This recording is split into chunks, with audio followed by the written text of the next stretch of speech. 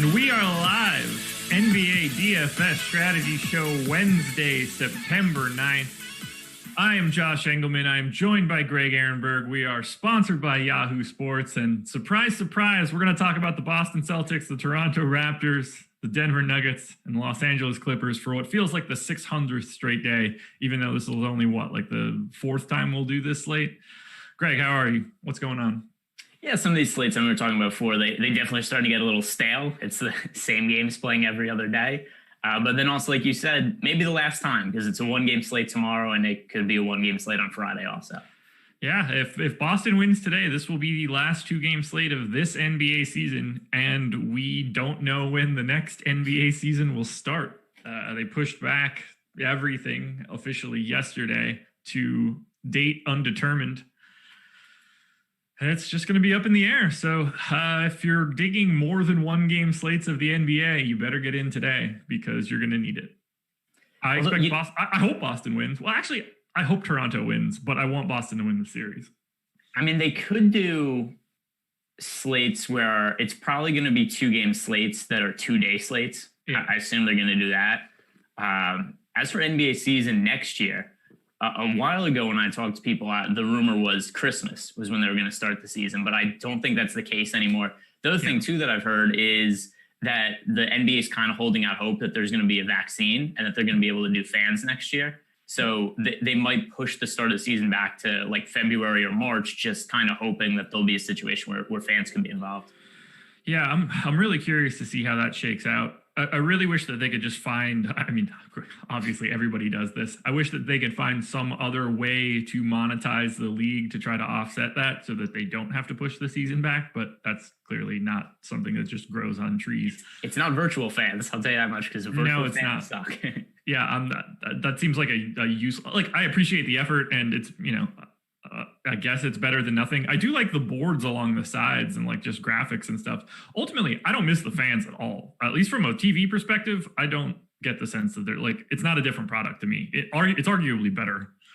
Yeah, so one thing the NBA has done really well with is I thought the crowd noise was going to sound ridiculous, but it just kind of sounds like background noise, right? It just kind of blends into the game and you don't notice it. The only thing I wish they had, which I kind of understand why they don't, is I wish there was more players mic'd up where we just heard them talk to each other during the game. Like, I wish we just heard the trash talk. I guess it would be a massive censorship issue, which I understand why it's the case, but that's the one thing they don't have that I wish they did. Yeah, and it'd be really cool. Like, I would pay for it too, but there are going to be a lot of not great words that get repeated over and over and over again. Not that I have a problem with that when they're saying it to each other. However, that would be a nightmare. I can't imagine how I can't imagine how ridiculous this gets. I mean, if you're watching the game, there are regular spots where it is just fully silent because they had to hit that old mute button.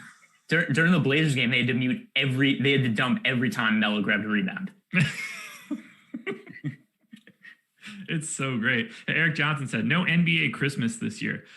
I wish that they could do something to play on Christmas and have some, like, I wish that there was some way to do a tournament or like some sort of like skills competition or something to bring people together to watch it on Christmas. But I'm sure the NBA guys are probably just like, I'm sure LeBron will be really happy to, wake up in his own home on Christmas Day with his kids and stuff. He's probably never done that.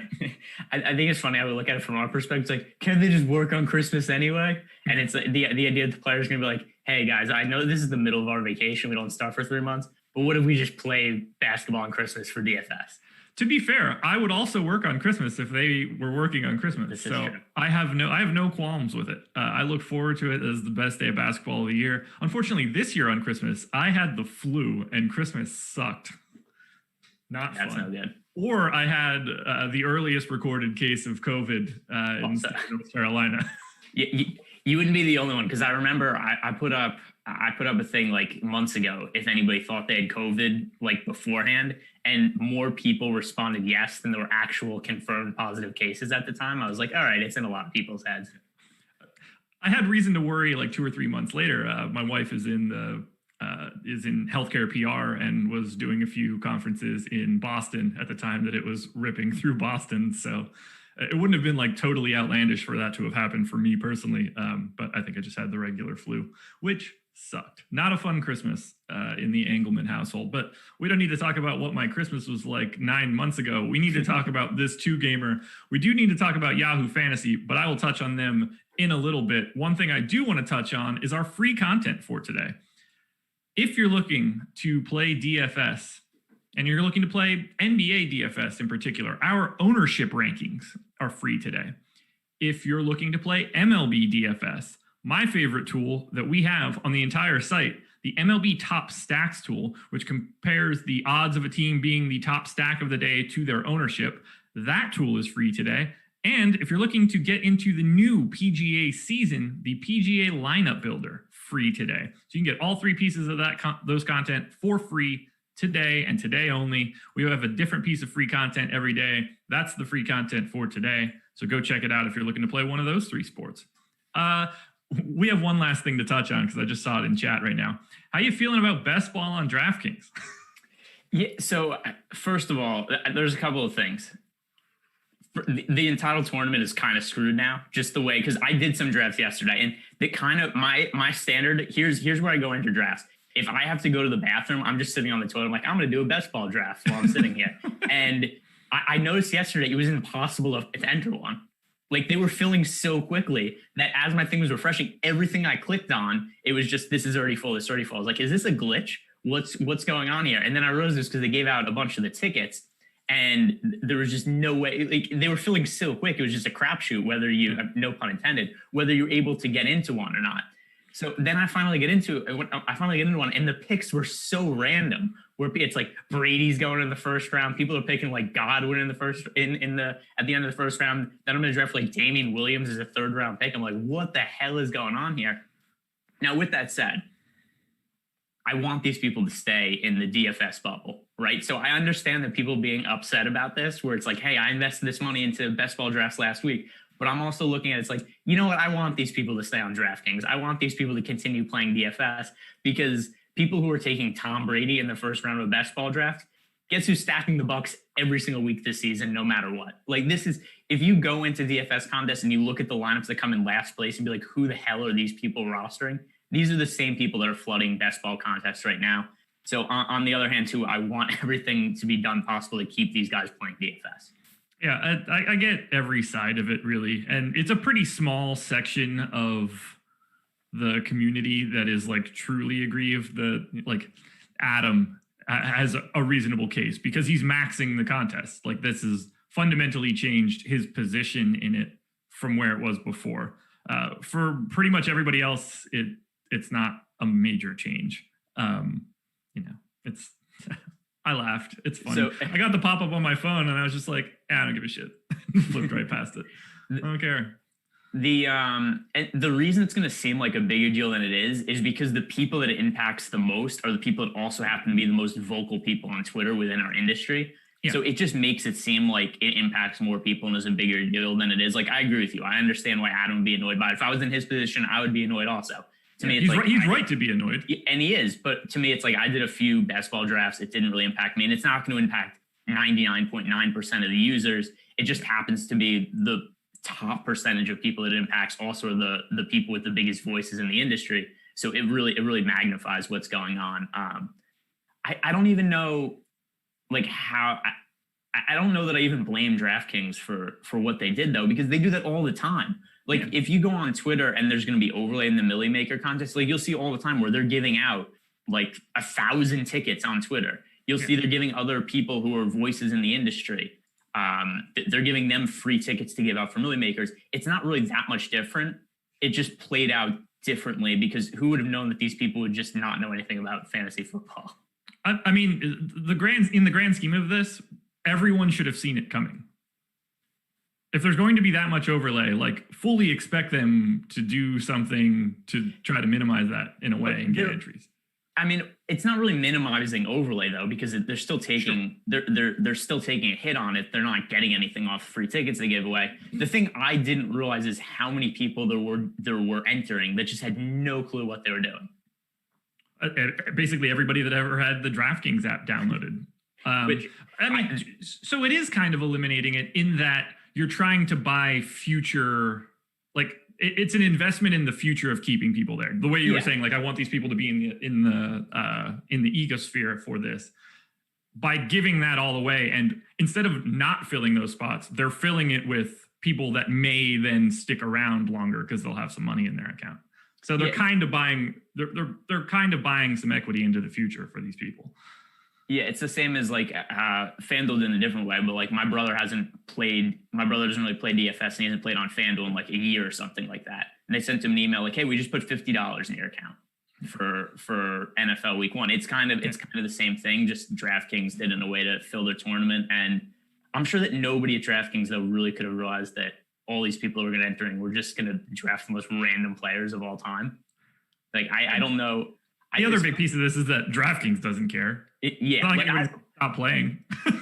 I'm just so baffled by some of these picks I've seen in leagues where it's like, really? Like, it's to the point too where it's like, I don't even know why they considered, like, how do you get to a point where it's like, hey, I'm drafting Damian Williams in the 3rd round? I guess he does have like an OP rank pretty high.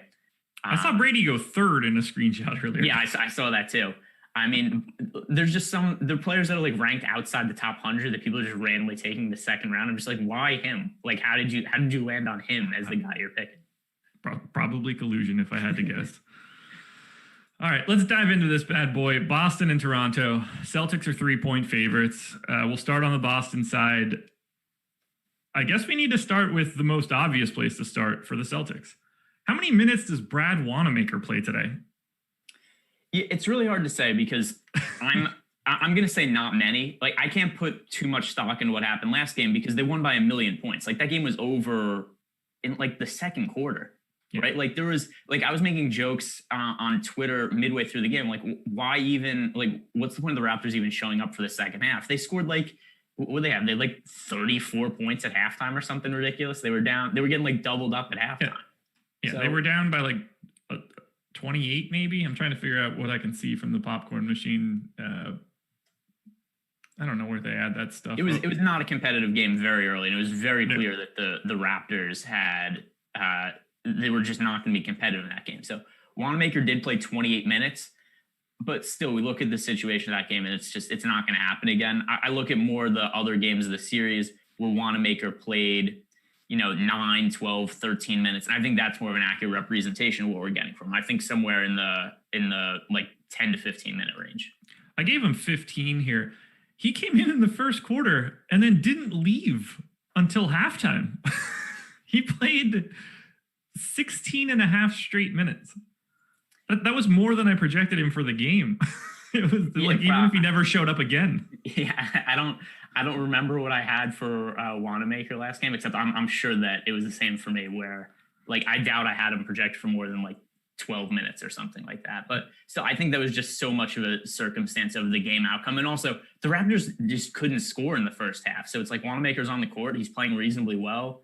Like, why not just leave him out there and get rest for the other starters because Toronto isn't doing anything anyway? Does Robert Williams regain like the full rotation that he's been playing? Does Grant Williams regain the full rotation that he has been playing? I have no idea what they're doing now with like the 7th, 8th, and 9th guys. Yeah, I mean, I just assume all of them are playing whatever they were playing before last game. Like, I'm just pretending the last game didn't happen, right? Like, other than the fact that it's an elimination game for the Raptors, I'm pretending the minutes from last game didn't happen because it's just such an outlier of a game. Like, there's no way that we could expect there to be a game that's just totally non-competitive again. So Robert Williams only played 9 minutes last game, which is kind of weird too, because you would expect him to be a guy who's in garbage time. But I mean, that anyway, I mean, the other games, 15, 14, 17, 18 minutes. I mean, his playing time has been pretty consistent. Actually, his production has been too. If you look at his DraftKings points, it's like 16, 17, 17 fantasy points. So I feel pretty comfortable saying that he plays like that around 16 minutes again. And once again, just disregarding what happened on Monday. Yeah, I think you and I are on the same page there. It does give me pause, at least, that I don't know if Boston might just try to be slightly smaller than they were before. That's the only, like, not that I think that any of these guys, like, I don't think there's any scenario where Brad Wanamaker is playing like 25 minutes again. But it wouldn't surprise me if what we what we thought his baseline was goes up by 2 or 3. What we thought Robert Williams' baseline was goes down by 2 or 3, just because they're trying to shift that size equation. And I think it'll be really interesting to see, and we'll get to the Toronto side in a little bit, if Serge Ibaka ends up out, how Toronto makes that change. Is it slightly more Marc Gasol? Is it just an immediate transition to Chris Boucher? Is it Pascal Siakam at the 5? I think they can go a couple of different ways there, and I'm not really sure what that'll be. So we'll dive into that in a bit. Now I think we could circle back to, the real people that play for Boston: Tatum, Walker, Brown, Smart, and Tice. We did get ownership a couple minutes ago, by the way. Oh, okay. But on Boston, it's the same as it usually is. Everybody is between 29 and 37% on DraftKings. Do you have a guy from Boston that stands out most to you? Well, I have a guy I dislike the most, and that's Jaylen Brown.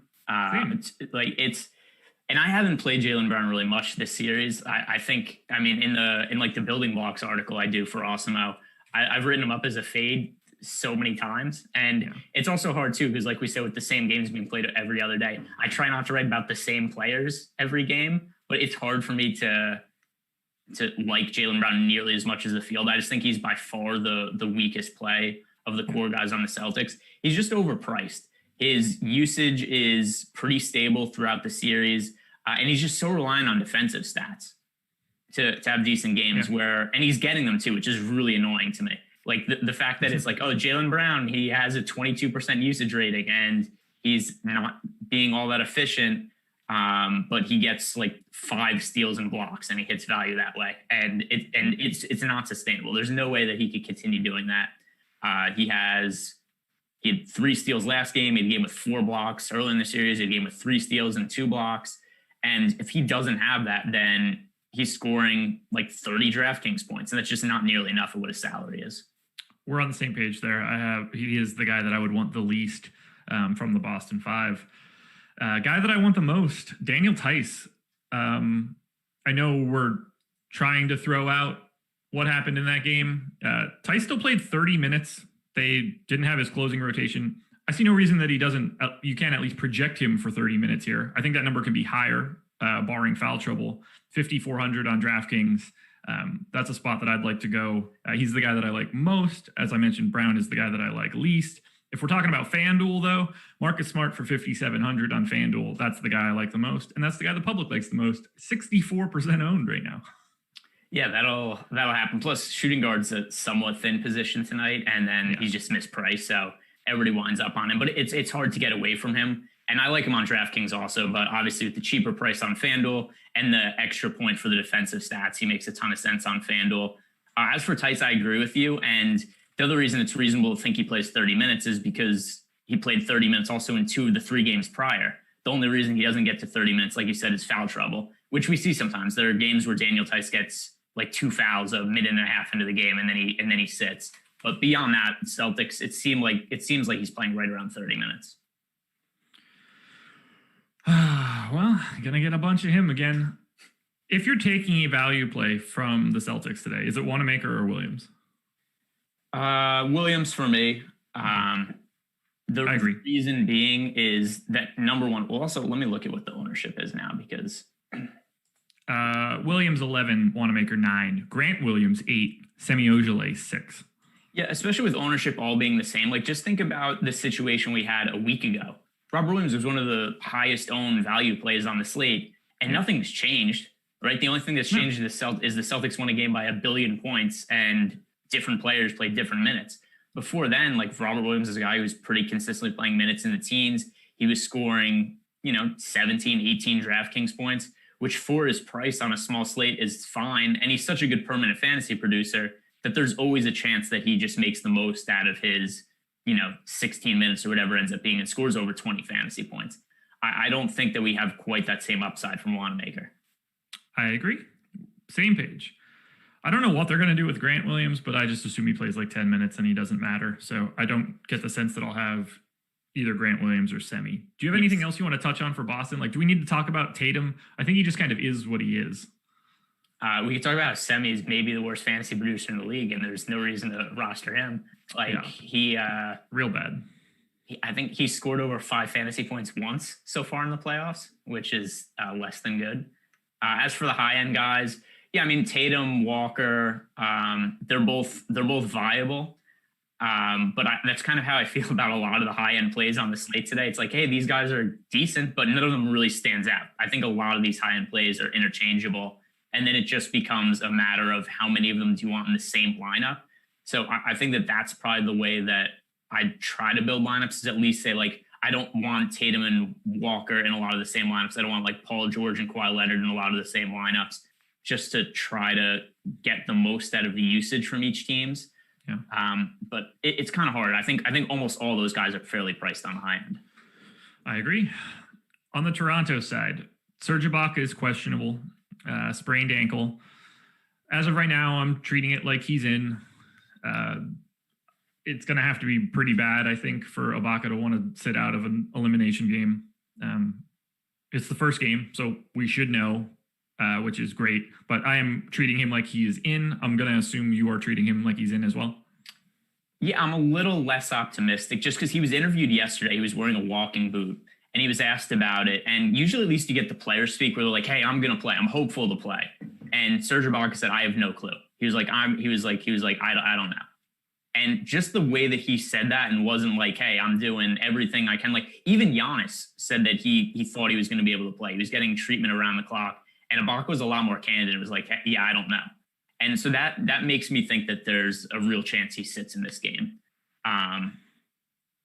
Even if he plays based on how he reacted, I'm really cautious. Like, I don't think I'm going to want to play him in DFS because I have massive concerns about how healthy he actually is. And if that's going to impact not just how productive he's going to be on the court, but I think there's a chance he's active, doesn't play well on his first or second rotation, and he just doesn't come back into the game. If his ownership maintains 14% right now, I love the idea of going to him tonight if he's active.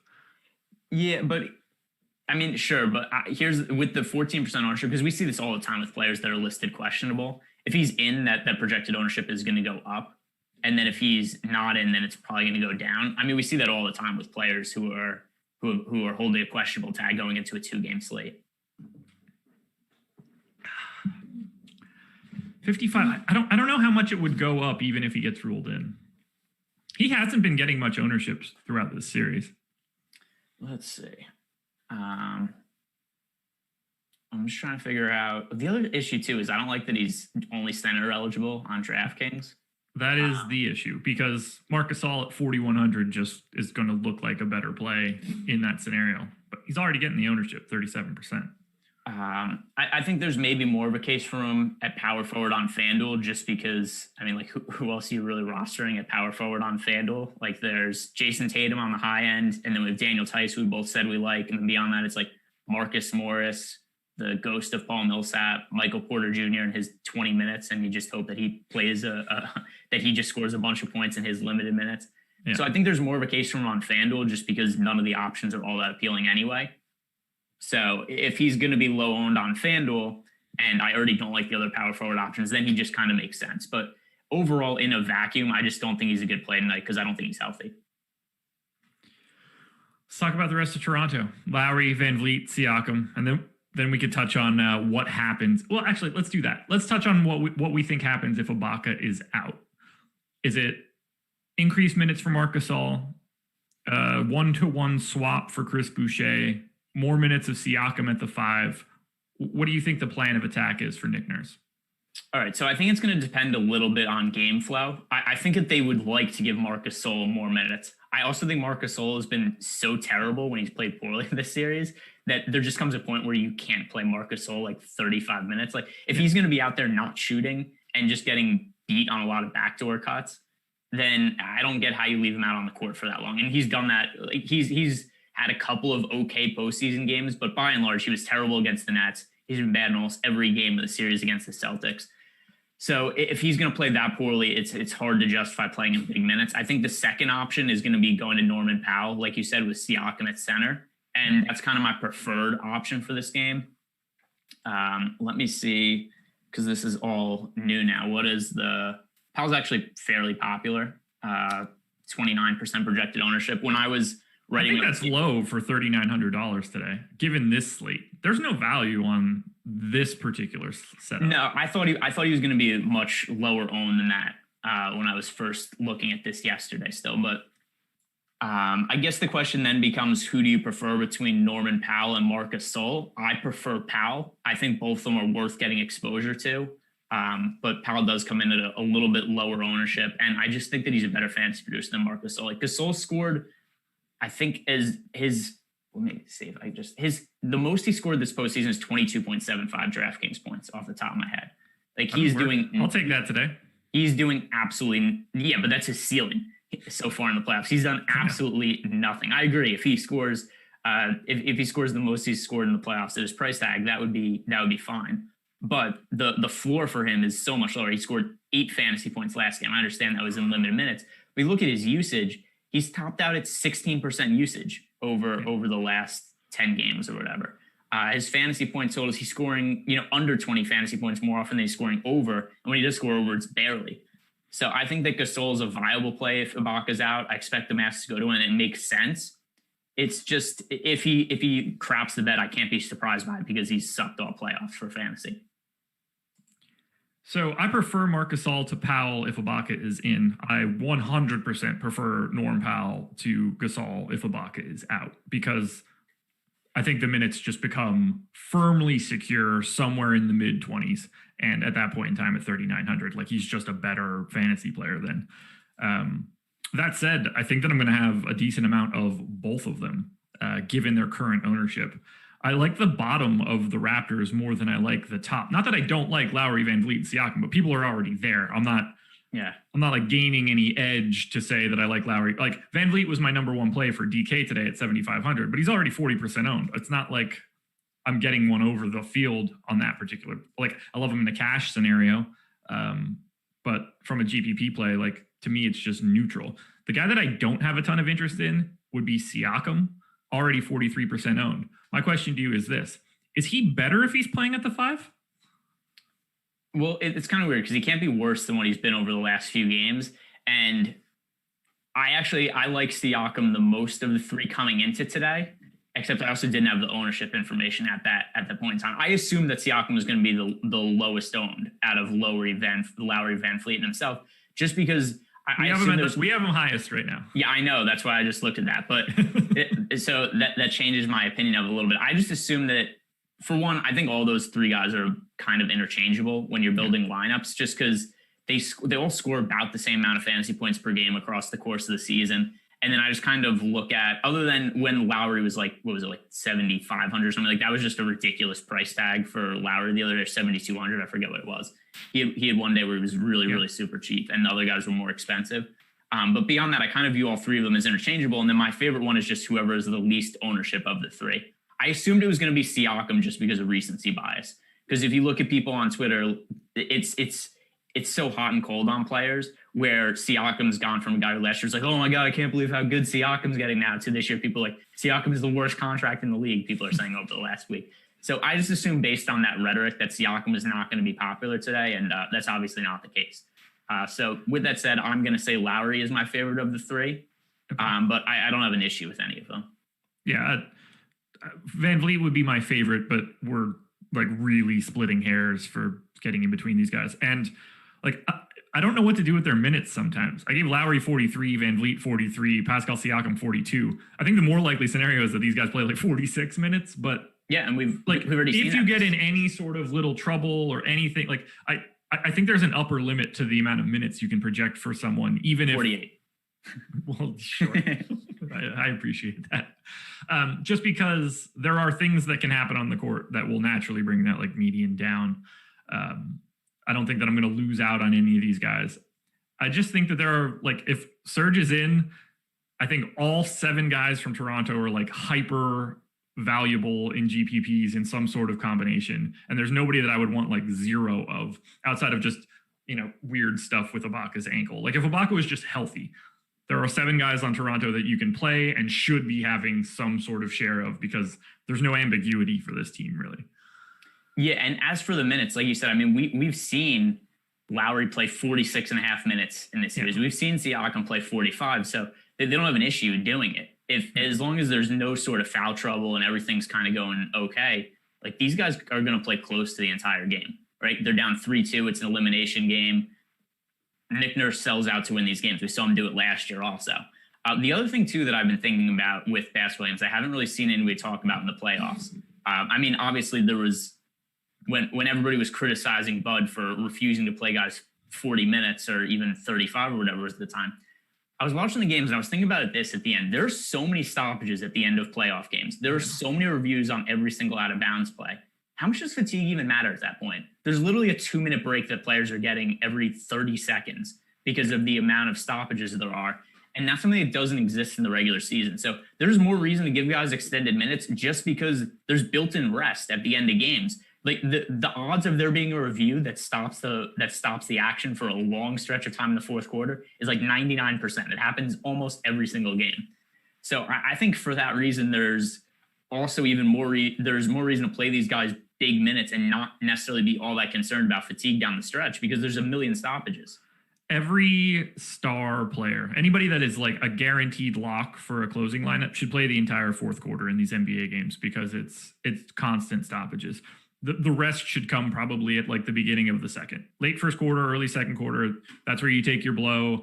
Maybe you take that last minute or two off of the third quarter leading into the beginning of the fourth. So, you get a little bit of an extended rest. And then for the fourth quarter, it's just, here we go. Or you just do it like Nick Nurse and you just play the whole damn game. Yeah, easy enough. We didn't mention OG Anunoby at all. He kind of slips through the crack. He's not one of the top three guys, and he's not one of those. He's not in the Ibaka, Gasol, Powell tier. He's the guy that plays a ton of minutes but isn't involved really offensively. How do you feel about Anunoby? I liked him a lot more when he was like 4,200. Those were good times.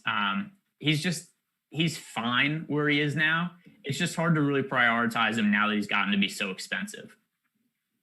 That's really the only issue I have with him is the price tag. He's going to play a ton. He's going to be, fine. I just don't know how much upside he has at his current salary.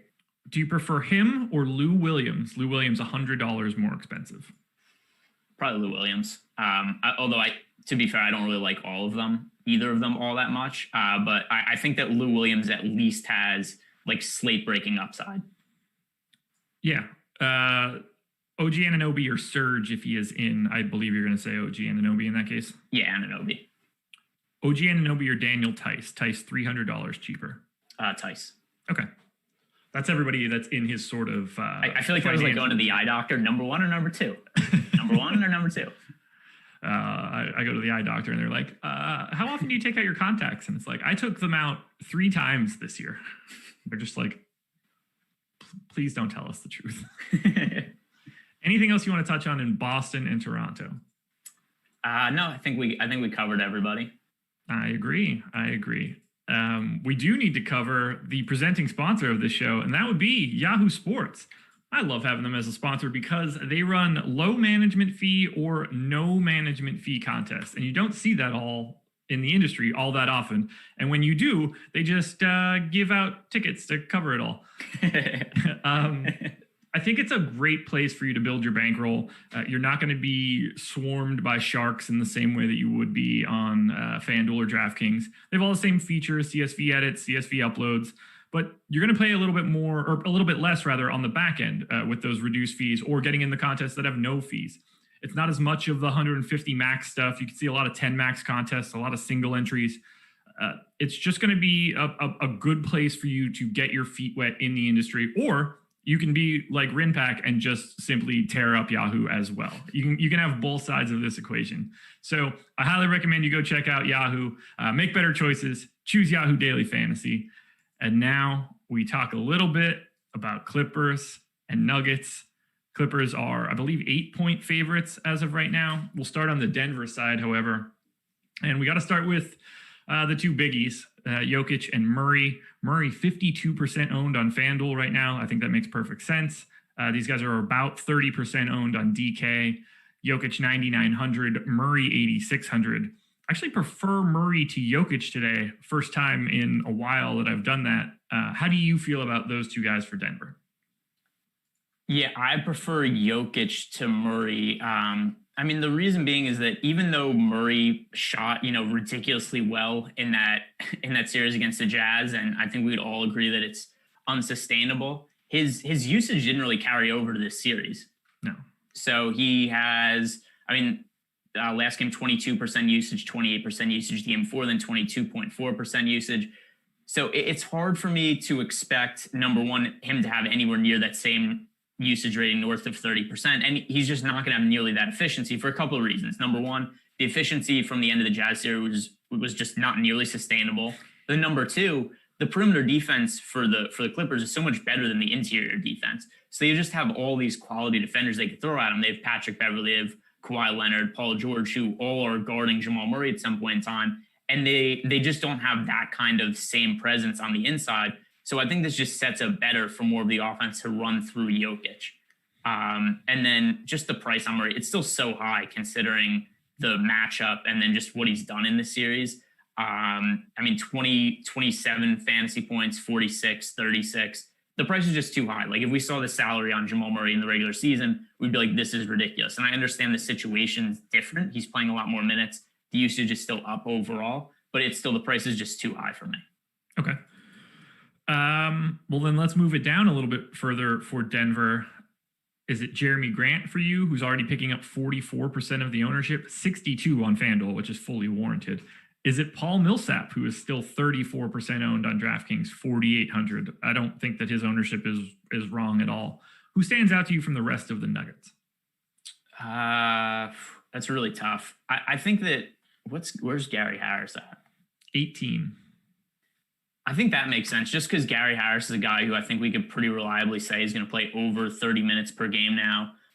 He's looked better as the playoffs have gone along. The usage isn't really there for him, but it doesn't really need to be when his price is that cheap. I mean, he played 36 minutes last game. He's not going to get 4 steals again, but he's involved in other ways. He's going to get a couple rebounds. He's a facilitator. He had 6 assists last game. So I think for the price and the ownership on Gary Harris, he's somebody that makes sense as one of the cheaper options. He is the guy that I like the most below the Grant Millsap tier of everybody else. I mean, Michael Porter could, it's just, he's like a heat check play in DFS. If he's scoring or if the Nuggets are slightly behind, then I think you see a couple extra minutes of Porter. If he gets beat defensively and they go on an 8-0 run when Porter's out there, like Mike Malone might park him on the bench. He's, I think, definitely the most volatile piece of Denver for you in a DFS aspect. So 14% ownership feels a little low. Yeah, but I just don't. Here's the issue. Since he came off the bench against the Jazz, he's literally had one good fantasy game, and it was last game. Yeah. So I just look at that. It's like really, he's going to have another just game where he goes, and he didn't even play that many minutes. He only played 23 minutes. So it's like he's not going to play more than that because, like you said, if he's on the court for extended stretches, it's like, okay, you want to have Michael Porter Jr. guarding Kawhi Leonard or Paul George? He's going to get destroyed. He's responsible for a lot of points on both ends of the court, right? Like when he's in the game, he's going to score a lot. He's going to get scored on a lot, and there just kind of becomes a breaking point where it's like, all right, if he's missing some of the shots, then there's just no reason to have him out on the court. So I look at his minutes, and I think there's a lot of downside to his playing time, which we've seen. I mean, there's some games where he barely plays, and it's just hard for me to reliably say a guy who I only think is going to play like 22 to 24 minutes is going to have a big fantasy game when, I mean, his price tag isn't expensive, but it's not cheap either. Also true.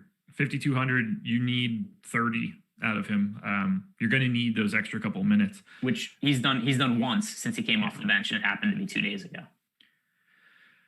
Grant or Millsap for you? I mean, that's tough. I've been calling Paul Millsap Marcus All West because, I mean, he's just a once really good defensive player who just looks past it in the playoffs so far. Yeah. But then Grant's also so highly owned in the first ownership projections here, which I don't want to roster Jeremy Grant like 50% ownership or whatever either. So it's tough. In the context of slate, I think both of them are viable, and I don't necessarily love either of them. Yeah, I prefer Millsap to Grant because of the ownership, but I think they're like relatively equal. And Like I have Millsap 12th overall on DraftKings. I have Jeremy Grant 14th. That feels about right to me. If either one of them ends up significantly lower than the other, I'll probably get the other guy. Well, I'll probably get the lower owned guy rather. Yeah, I think it's gross. It's just a situation where I have Grant projected to play way more minutes, and I think he's on average going to score more fantasy points than Millsap. But at the same time, too, the ownership gap kind of makes up for that. So it's really hard for me to look at it and say either of them are really strong plays or that one is way better than the other. Oh, God, it's gross. I think Jeremy Grant just has more opportunities to fall into stats. Yeah, for sure, because he plays so much. Yeah. He also hasn't done much with those minutes this series. I mean, he played 42 minutes last game and scored 15 fantasy points. 0.67 fantasy points per minute for Jeremy Grant over the past 30 days. That's not very good. We're getting into Gary Harris territory. He's been at 0.54. That's abysmal. I will say this about Jeremy Grant. The floor is pretty high, at least. And sometimes that's significant for a 2-game slate, right? If you have a guy who you know isn't going to score like 5 fantasy points, which, I mean, there's a lot of guys on this slate that I look at that are around this price range or maybe a little cheaper. Like if Marcus Sol plays 30 minutes, he could easily score under 10 fantasy points. We've seen that from this playoffs. Grant's going to at least score 20.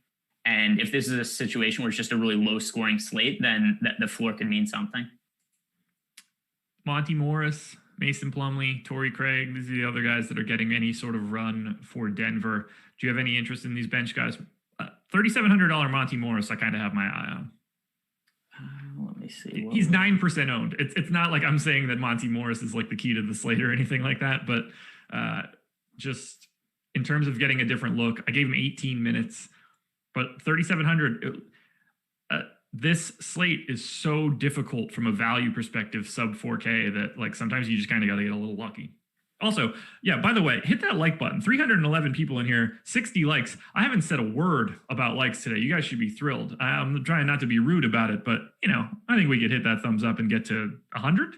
100 seems reasonable. Monty Morris. I think the 18 minutes is spot on. If you look at the last 3 games, he's played 18, 18, and 17 minutes.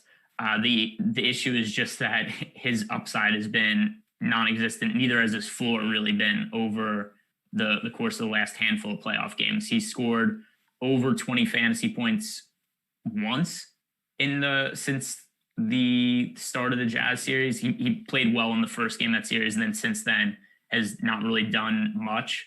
And then also with Gary Harris now coming back, his minutes have gone way down. Yeah. So I just look at all that. It's hard for me to really see a good reason to roster Monty Morris, other than, like you said, just low owned, and most of the value plays kind of suck anyway. So you just take one of them and you hope for the best. Yeah, it's mostly just because I'm looking at everything from 3,900 down and ignoring the guys that are already getting the large amounts of ownership, Norm Powell and Pat Bev, who we're going to get to. Like 1 or 2 of these guys is probably going to end up being a viable option. I don't know who that's going to be, but it seems like Morris is taking the lead over a few of these guys for right now. Not saying you should have him in everything, people, but if he's projected for 9 and you get 18, I don't hate it. That might be the guy that I'd hitch my wagon to on the low owned end. Yeah, I think that's a fair way to look at it, but definitely not a guy who I want to be like, I need 50% Monty Morris. No. Yeah, I mean, you could take a couple dart throws on Monty Morris and just hope that he scores, 20 fantasy points, and that's what it takes on this slate. Well, we've got this guy on the opposite team. Do you have anything else for Denver? No, I don't think any of those guys in a vacuum make for a good play. It's just where none of the players in that price range are really good plays. So you could just mix some of them in, and you just hope that one of them is the ticket tonight. Yeah, the old Kelly Olynyk, Wes Matthews from last night.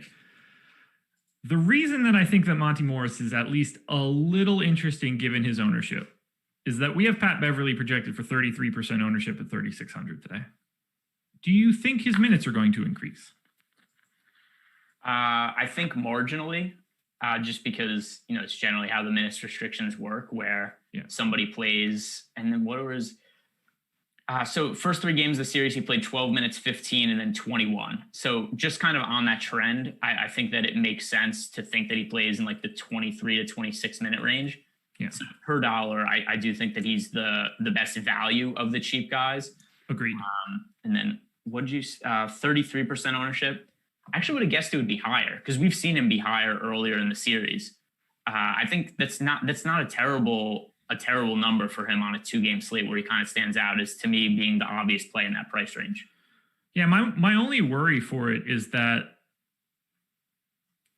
it's like already the correct amount of ownership, and then I don't know if I'm really gaining anything by having him, or if I need to just start chipping away at his ownership to get shares of a couple other guys down here, like a Monty Morris or like JaMychal Green at 3,700, same team, 1/3 of the ownership. Don't think those minutes are going to be all that great, but not entirely sure. I just wanted to point out Beverly first because he is the highest owned Clipper today. Yeah, I was just looking real quick. I was searching Twitter to see if there was any reports about any statements from Doc or anything about minutes load, but still pretty early in the day. So there's nothing yet on that front about what we could expect from Patrick Beverley's minutes. If he's unrestricted, which I don't think is impossible, then I think he very easily becomes the top play of those cheap guys. If Patrick Beverley is unrestricted, I think he becomes the highest owned play on the slate. And I still wouldn't have an issue with him being in like almost every lineup. Nope, it would be the right play. Who's your favorite Clipper? And if the answer is Patrick Beverley, just give me a different answer. Yeah, I mean, per dollar is Patrick Beverley. I've kind of given up on Harrell playing extended minutes, especially because he stinks whenever he plays. Has anybody? I can't remember a guy who's cost themselves this much money in free agency right before the contract expires. I don't think he has. I think he has. Who's going to pay him big money after this? The team is like 3.5 hours for me. I think that the Hornets would easily throw stupid money at him. I think he was going to make like $80 million before this postseason. And I think it's so hard to justify now that he is like, there's legitimate debates about whether JaMychal Green or Montrezl Harrell should be playing crunch time minutes for the Clippers because of how ineffective Harrell's been. And it's hard to know why, because he doesn't look to be as out of shape as he was earlier in the postseason. Like he visibly did not look good earlier in the postseason. Like you could just tell he was out of shape. He doesn't look out of shape anymore. He just doesn't play well when he's on the court.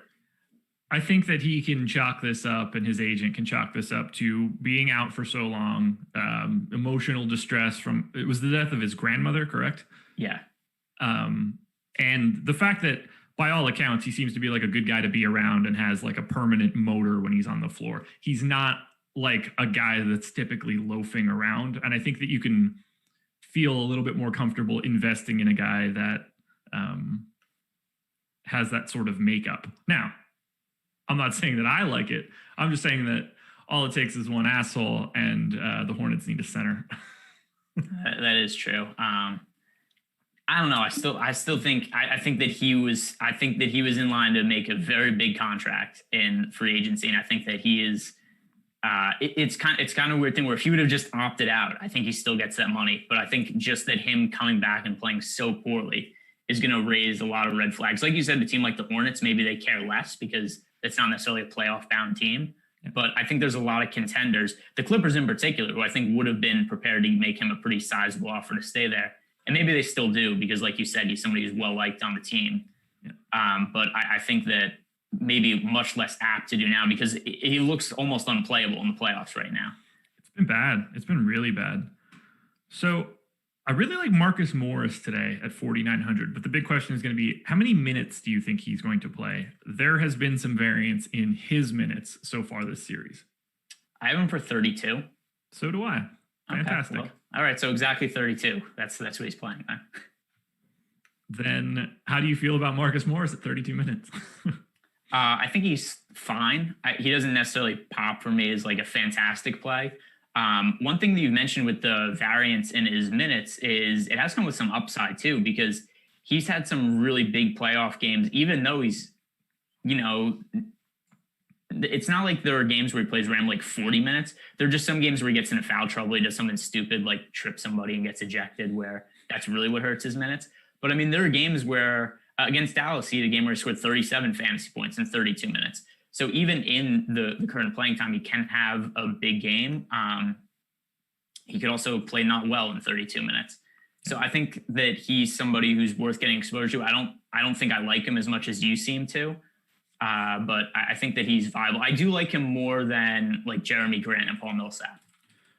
I also like him more than those guys, especially because he's 24% owned. Yeah. So part of me saying that I like him is because I think that he is owned less than he should be.